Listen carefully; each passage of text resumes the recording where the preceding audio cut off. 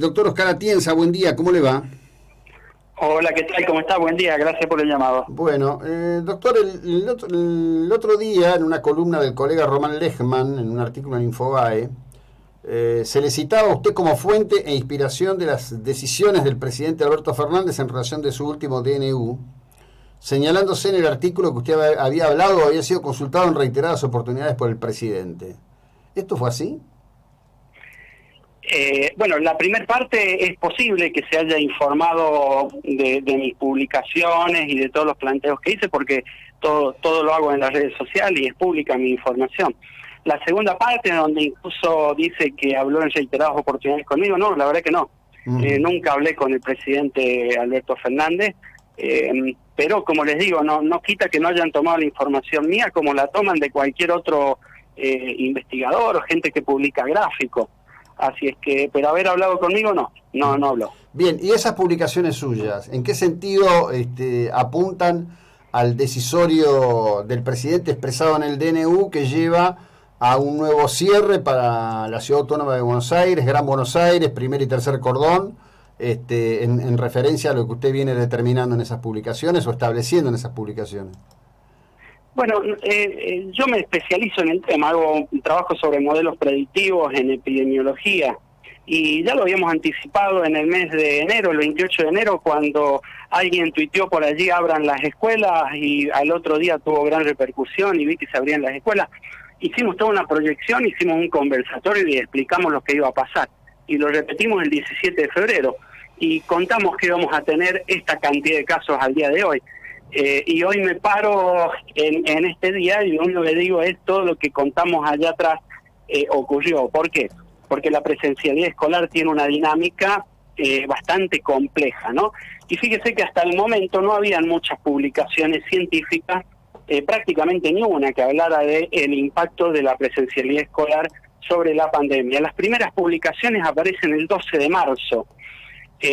Hasta que se hacen públicas, se distribuyen, recién a finales de marzo tuvimos las primeras publicaciones del mundo que hablaban de la escuela, la presencialidad escolar, como un acelerador en las pandemias en aquellos países que no tenían bien controlado el coronavirus. Yo en lugar de acelerador usé siempre la palabra detonación. Y bueno, estas investigaciones terminan avalando lo que veníamos anticipando. Es decir, que aquellos que dicen que hay evidencia científica de que en la escuela no hay contagio, no es así, mienten porque ya es pública la cantidad de artículos que hay que dicen que la presencialidad escolar no solo produce una detonación de casos, sino que en países similares a Inglaterra, por ejemplo, en cantidad de habitantes, puede producir un exceso de muertes por coronavirus de hasta 30.000 personas. Es decir, que ese es el escenario de la Argentina. Tenemos más o menos la misma cantidad de habitantes, unos 10 millones, 15 millones de diferencia. Es decir, que la presencialidad escolar en la Argentina puede llegar a producir 30.000 muertos adicionales. De modo que a esta altura ya no podemos decir que no hay evidencia porque es contundente y está publicado, por ejemplo, hay un resumen muy bueno de varios trabajos, uno de Italia, de Portugal, de Inglaterra, en Lancet, que es la misma revista que sacó la publicación de la vacuna Sputnik. Así que yo los invito a todos a ir allí y buscar porque la evidencia hoy es contundente y ya la tenemos. No es como el 1 de marzo que no la teníamos y que cada uno opinaba, daba su opinión de lo que podía llegar a pasar. Los modelos predictivos en los que nosotros trabajamos tienen una certeza prácticamente absoluta porque casi que pude anticipar en absoluto toda esta cantidad de casos y creo que a partir de allí varios de los asesores que tiene el presidente sé que recibieron esta información y bueno, a partir de allí es que se tomaron calculo que se tomaron algunas decisiones, ¿no? Porque va muy en sintonía con lo que hemos planteado.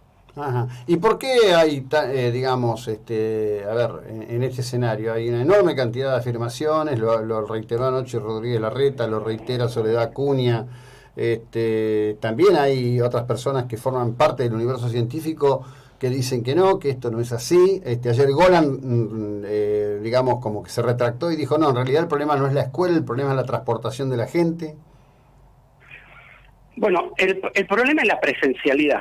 No es ni la escuela ni el alumno. No hay que nosotros en epidemiología no culpamos puntualmente a un actor, sino es la conjunción de una serie de variables y situaciones. La presencialidad escolar, por ejemplo, hoy, dentro del aula, yo creo que no deben haber contagios porque están las ventanas abiertas mayoritariamente. Ahora, eso va a cambiar en el invierno, va a cambiar en 15 días, que las ventanas van a estar cerradas, y allí sí el interior del aula va a ser otro detonador más, porque allí sí se van a contagiar. ¿Qué pasa? Que uno no mira solamente al alumno, mira al maestro, mira al portero, mira al kiosquero de la esquina, al librero, al fotocopiador, a la gente que hace el transporte escolar, al administrativo, es decir, a todas las personas que se movilizan por día para garantizar la presencialidad escolar. Y en el país es el 50% de la población que moviliza. La Argentina, en presencialidad plena, moviliza 22 millones de personas por día. En burbujas moviliza la mitad, 11 millones de personas. Ahora, sería algo contradictorio que si un fin de semana se mueven 2 o 3 millones de personas y aumentan los casos 15 días después, movilizando 10 millones de personas todos los días, no aumenten los casos. Digo, una cuestión de lógica simple. Allí estaríamos rompiendo lo único que sabemos del coronavirus. Entonces, nos movilicemos, hagamos vida normal, hagamos absolutamente, activemos todo lo que queramos activar, que no va a pasar nada. Entonces, los casos de hoy no vienen del bar, no vienen de la fiesta clandestina, no vienen de las escuelas, no vienen de ningún lado, caen del cielo. Es un poco el razonamiento que hacen algunos. Así es que esto se terminó detonando porque la escolaridad, la presencialidad, termina movilizando grupos que y conectándolos entre sí a grupos que antes no estaban conectados, ¿no? La micro burbuja, por ejemplo, de mi familia, que yo ya la tengo controlada hace un año, yo ya sé con quiénes me junto, yo he achicado mi grupo, como lo han hecho seguramente ustedes tienen una burbuja familiar y una laboral y funciona más o menos bien.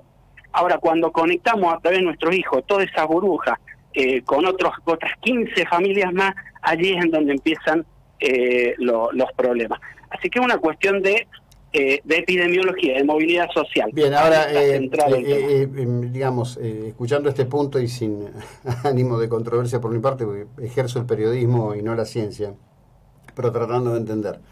Si hubiésemos tenido una campaña vacunatoria mucho más proba, puesta sobre aquellos sectores con comorbilidades, yendo sobre los actores centrales de esto, podríamos estar en un esquema de características mucho mejores.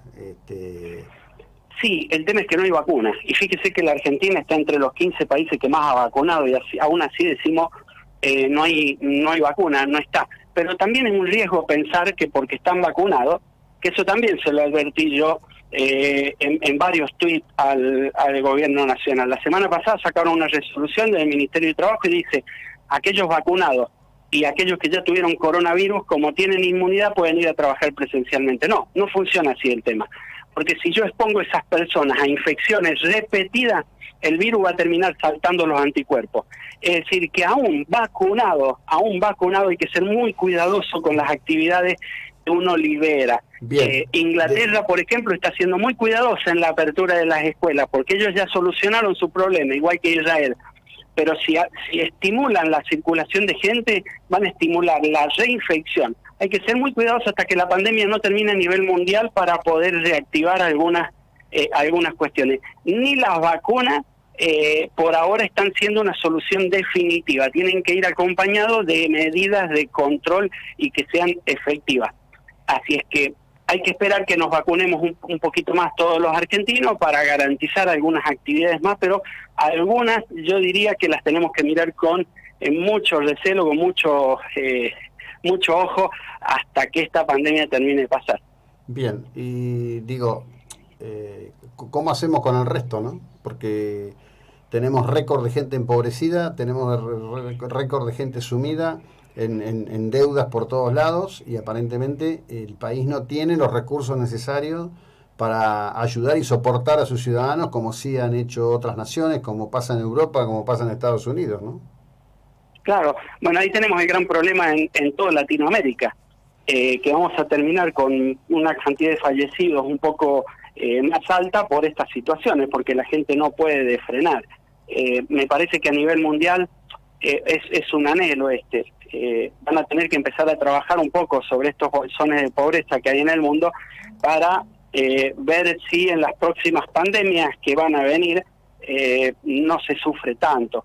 Pero bueno, hay países que también, Estados Unidos ha generado más de 20 millones de desempleos, 2 o 3 millones de empresas cerradas, tienen números catastróficos Estados Unidos, ni hablar de Brasil. Digo, le ha pegado parejo a todo el mundo. No, está bien. Ahora, el interrogante, y cierro con esto, para mí es el siguiente. Cuando miro las estadísticas, en particular de Argentina, ¿no es cierto?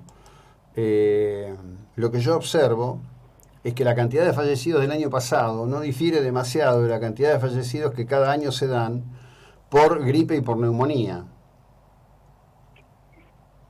A ver, hay 172 enfermedades respiratorias que producen 30.000 muertes en la Argentina por año. Este virus solito, produjo el año pasado 50.000 muertes, es decir, casi el doble de muertes que las otras 72. Está bien, pero ¿son muertes por COVID o atribuidas al COVID? No, por COVID. Por COVID. ¿Y quién nos da garantía de que son todos muertos por COVID? Porque lo que yo conozco informalmente de acá es que hay muchas dudas cuando las personas fallecen si es por COVID. Bueno, entonces hay que dudar de todos los médicos. Uno de ellos es el que pone en el certificado de defunción la causa final de muerte. De todos no.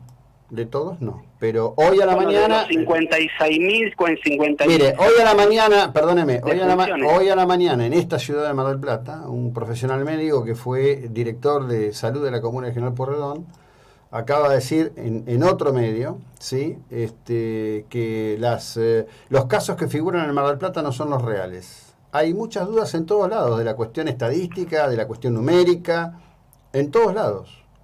Sí, a ver, yo le digo también, no son los reales, son muchos más de los que estamos teniendo. ¿Por qué? Porque hay un retraso en todo lo que es el conteo, el sistema de información. Cuando a mí me preguntan sobre Brasil, siempre les digo, pónganle el doble que no se van a equivocar. Cuando termine la pandemia, se actualizan siempre los números porque están todos los sistemas, hasta los funerarios, están todos agotados, pasados. Bueno. Entonces las notificaciones no son.